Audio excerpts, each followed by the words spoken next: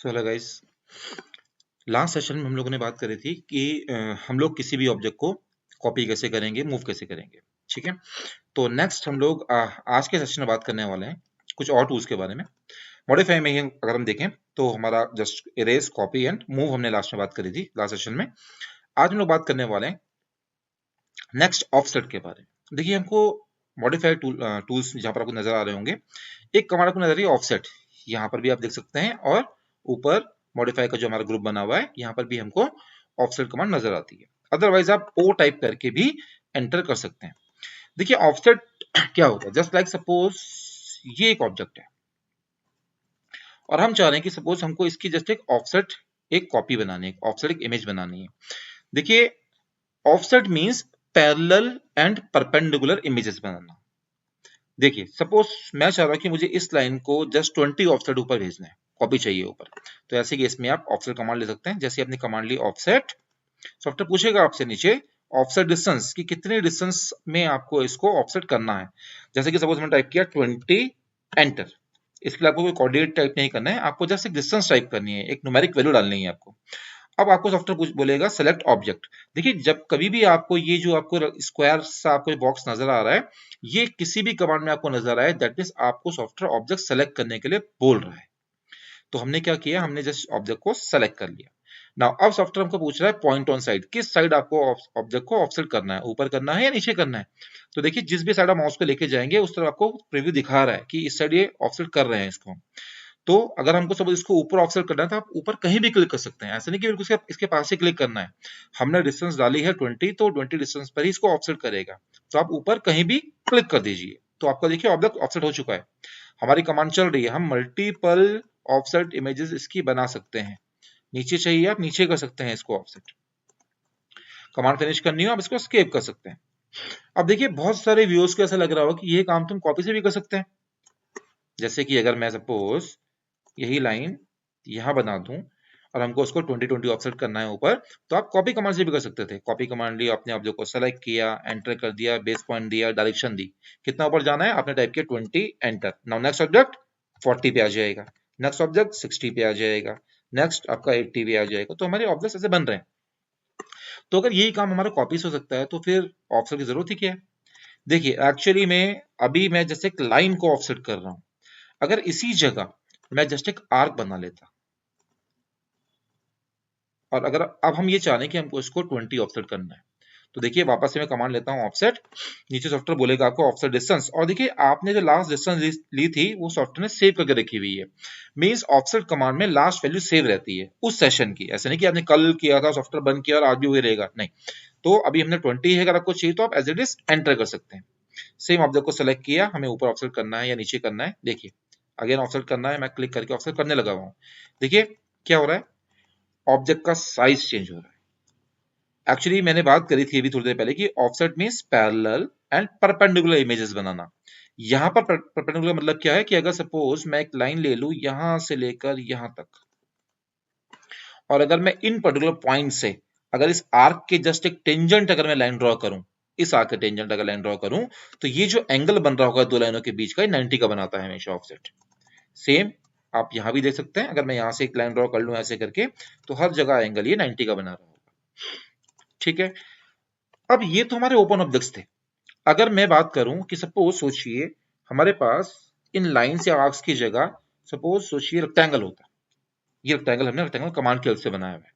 Now अगर हम इसको ऑफसेट करें तो देखिए क्या होगा, जैसे आपने ऑफसेट कमांड ली, डिस्टेंस आपको जितनी भी चाहिए चेंज करनी है आप चेंज कर सकते हैं। सपोज हमको इस बार 20 नहीं 25 चाहिए, नाउ एंटर। ऑब्जेक्ट को जस्ट सेलेक्ट किया, देखिए पूरा का पूरा रेक्टेंगल ऑफसेट हो रहा है। क्यों? क्योंकि हमने रेक्टेंगल को रेक्टेंगल कमांड की हेल्प से बनाया था, और आपको पता है कि रेक्टेंगल जब कभी भी रेक्टेंगल कमांड की हेल्प से बनता है तो एक सिंगल और कंपाउंड ऑब्जेक्ट होता है। मींस जब आप ऑब्जेक्ट को सेलेक्ट करेंगे तो पूरा का पूरा एक सिंगल ऑब्जेक्ट है, पॉलीलाइन ऑब्जेक्ट बना होता है ये। तो अगर आप रेक्टेंगल को ऑफसेट करोगे तो पूरा का पूरा रेक्टेंगल ऑफसेट होगा, जिस साइड भी ऑफसेट करोगे। क्लियर? तो ये बात थी हमारे ऑफसेट की। नाउ नेक्स्ट बात करते हैं, बड़ी ही इंपॉर्टेंट कमांड है ऑटोकैड की, ट्रिम। देखिए, अभी तक आपको ऑब्जेक्ट्स बनाने आ गए हैं, कुछ ऑब्जेक्ट्स को मॉडिफिकेशन या मॉडिफाई करना भी आ गया है, ऑब्जेक्ट को इरेज करना भी आ गया है, लेकिन अभी तक आपको ऑब्जेक्ट्स को ट्रिम करना नहीं आया। ट्रिम मींस जैसे सपोज सोचिए यहां पर हमारे पास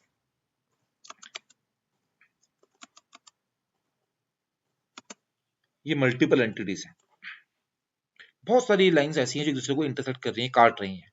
अब सपोज फॉर एग्जांपल मुझे ऐसा लगा कि मुझे इतना पोर्शन नहीं चाहिए ये, या इतना सा बीच का पोर्शन नहीं चाहिए, या ऊपर ये पोर्शन नहीं चाहिए, तो मैं अगर इसको सेलेक्ट करूंगा तो पूरी की पूरी लाइन सेलेक्ट होगी, अगर मैं डिलीट करूंगा तो पूरी की पूरी मेरी लाइन ही डिलीट हो जाएगी। लेकिन हमें सिर्फ इतना पोर्शन, इन दो लाइंस के बीच का पोर्शन ट्रिम करना था, या इतना पोर्शन ट्रिम करना था, तो ऐसे केस में आप ट्रिम कमांड यूज करेंगे। मॉडिफाई में ट्रिम, ऊपर अगर आप ध्यान दें ये रहा हमारा ट्रिम, या टी आर एंटर। देखिए जैसे आप ट्रिम कमांड लेंगे, सॉफ्टवेयर आपको नीचे मल्टीपल ऑप्शन बताएगा। इन मल्टीपल ऑप्शंस के बारे में मैं बाद में बात करूंगा, जब हमारा ऑटोकैड बेसिक ऑटोकैड जब हमारा कंप्लीट हो जाएगा, उसके बाद में इन्हीं टूल्स के बारे में डिस्कशन करने वाला हूं। अगर आपको एडवांस ऑटोकैड सीखना है तो आपको जितने भी सेशन हम लोग अभी आगे देखेंगे, सब कुछ सारे देखने के बाद उसके बाद हम लोग एडवांस ट्यूटोरियल्स में जाएंगे, जिनमें हम लोग बहुत सारी चीजें देखने वाले हैं। अगर आपने गौर किया और रेक्टेंगल जब हम लोग कमांड लेते हैं, मैंने कमांड फिनिश कर दी फिलहाल अभी ट्रिम वाली, रेक्टेंगल लेते हैं, देखिए मल्टीपल ऑप्शन नजर आ रहे हैं, बहुत सारे आप कमांड्स में आप देखोगे बहुत सारे छोटे-छोटे टूल्स हैं जो आपको नज़र आते हैं। तो उनके बारे में भी हम लोग बाद में बात करने वाले हैं। तो मतलब मेरा कहने का ये है कि हम लोग ऑटोकैड कंप्लीट ऑटोकैड पढ़ने वाले हैं। Complete AutoCAD means basic to advance AutoCAD पढ़ने वाले हैं। अभी जो जितने भी टूल्स हैं, ये बेसिक टूल्स चल रहे हैं हमारे। बेसिक टूल्स जनरली हर किसी को आते हैं, बट एडवांस टूल्स के बारे में अगर आप किसी को पूछ लूँ, अगर मैं अभी मॉडिफाई में ट्रिम कमांड के अंदर ये प्रोजेक्ट क्या होता है, ये मोड क्या होता है, ये क्रॉसिंग क्या होता है, ये कटिंग एज क्या होता है, हो सकता है बहुत सारे लोगों को ही पता ना हो कि इस प्रोजेक्ट से हम क्या करते हैं। तो गाइज इस वीडियो को देखने के बाद अगर जो भी ये वीडियो देखेंगे, अगर आपको पता है इस प्रोजेक्ट टूल से क्या होता है, तो प्लीज मुझे मैसेज कीजिएगा, एक बार बताइएगा कि क्या होता है। और अगर आपको ऐसा लगता है कि नहीं प्रोजेक्ट के बारे में नहीं पता, या कैसे इसको करेंगे, तो आप वीडियोस देखते रहिएगा। ठीक है, चलिए वापस से हम ट्रिम कमांड ले लेते हैं। ट्रिम कमांड ली, देखिए अभी मैं ऑटोकैड 2021 वर्जन में काम कर रहा हूँ।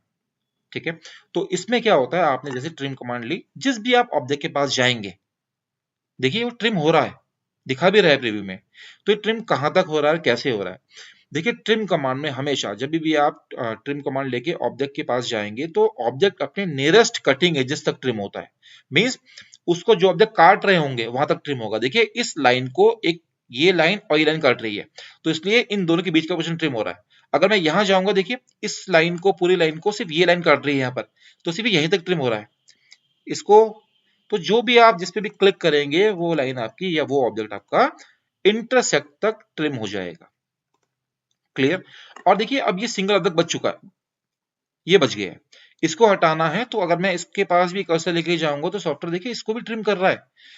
अगर आप पुराने वर्जन, या कि अगर अगर आप सपोज अगर मैं बात करूं ऑटोकैड 2016 में आप काम कर रहे हो, 17 में काम कर रहे हो, तो वहां पर सिंगल ऑब्जेक्ट ट्रिम कमांड से ट्रिम नहीं होता है। एक्चुअली ऑटोकैड में जो आपके जो लेटेस्ट वर्जन है, उनमें ट्रिम कमांड में इरेज भी चलता है साथ साथ ही। पुराने जो हमारे वर्जन थे, उनमें इरेज का ऑप्शन आता था, वो हमको एडिशनली लेना पड़ता था, यहीं पर नीचे ही आपके पास इरेज का ऑप्शन आता था वहां पर। बट हमारे पास यहाँ पर डायरेक्टली चलता है, तो आप सिंगल ऑब्जेक्ट भी आप ट्रिम कमांड से आप रिमूव कर सकते हैं। Clear guys. तो बड़ा सिंपल है ट्रिम करना। एक्चुअली हर साल जो हमारे नए नए वर्जन लॉन्च होते हैं, उन वर्जन्स में कुछ ना कुछ एडिशनल, ताकि जो हमारे यूजर्स हैं, व्यूअर्स हैं, उनको और इजीली हम लोग कैसे हम लोग टूल्स को इजी वो यूज कर सकें, तो वो टूल्स डाल दिए जाते हैं। ठीक है, तो ऐसा नहीं है कि अगर आपने आज से 5 साल पहले ऑर्डर किया तो अब जो नए वर्जन आप काम नहीं कर सकते हैं, कर सकते हैं, बट आपको कुछ एडिशनल चीजें और आपको सीखनी चाहिए, या आप काम करते करते आपको समझ में आ जाएंगी। ठीक है, तो ये बात थी हमारे ट्रिम की। नाउ इसी से मिलता जुलता एक ऑप्शन और आता है एक्सटेंड। ट्रिम मींस काटना, एंड एक्सटेंड मींस बढ़ा देना। अब सपोज सोचिए, सपोज गलती से मुझसे ये लाइन ट्रिम हो गई थी, मुझे ये लगा कि यार ये लाइन को एक्चुअली यहां तक बढ़ाना है, पूरा यहाँ तक ऊपर तक बढ़ाना है। तो ऐसे नहीं कि आप लाइन यहां से ड्रॉ कर देंगे, अगर आप यहां से यहां तक लाइन ड्रॉ कर देंगे, तो ये आपकी एडिशनल लाइन होगी, एक ज्वाइन नहीं है। तो यानी कि हमको इसी लाइन को एक्सटेंड करना है आगे तक। तो एक्सटेंड करने के लिए हमारे पास सिमिलर मॉडिफाई में ये जो हमारी ट्रिम कमांड थी, जैसे इसके नीचे कमांड और आती है एक्सटेंड। एक्सटेंड मींस बढ़ाना, या तो यहां से ले सकते हैं इसको आप, या ऊपर हमारे पास एक्सटेंड टूल यहाँ भी मिलता है। तो सेम आप एक्सटेंड टूल लीजिए, और जिसको बढ़ाना है उसके पास जाए, देखिए दिखा रहा है। जैसे आप क्लिक करेंगे, देखिए अगर मैं कमांड को फिनिश करूं और इस ऑब्जेक्ट को सेलेक्ट करके दिखाऊं, तो इसी लाइन को उसने एक्सटेंड किया है। बट सामने कोई बाउंड्री होनी चाहिए। अगर आप मुझे ये बोलो कि सर इसको एक्सटेंड कर दो आगे की तरफ, तो अगर आप एक्सटेंड कमांड लेंगे तो एक्सटेंड होगा ही नहीं। देखिए नहीं हो रहा है, दिखा भी नहीं रहा है, क्यों? क्योंकि आगे कोई बाउंड्री नहीं है। बट हाँ, अगर मैं सपोज यहाँ पर कोई लाइन, सर्कल, आर्क, सपोज मैंने सर्कल बना दिया ना, अब हम चाह रहे हैं कि ये लाइन यहाँ तक बढ़ जाए, ये लाइन आगे तक बढ़ जाए, तो आप एक्सटेंड कमांड के थ्रू इन ऑब्जेक्ट्स को यहाँ तक एक्सटेंड कर सकते हैं। क्लियर? और मैं आपको एक शॉर्टकट और बता देता हूँ साथ साथ। देखिए, ट्रिम कमांड के अंदर आप एक्सटेंड कमांड भी चला सकते हैं और एक्सटेंड के अंदर आप ट्रिम कमांड भी चला सकते हैं। आई थिंक बहुत सारे लोगों को ये पता नहीं होगा।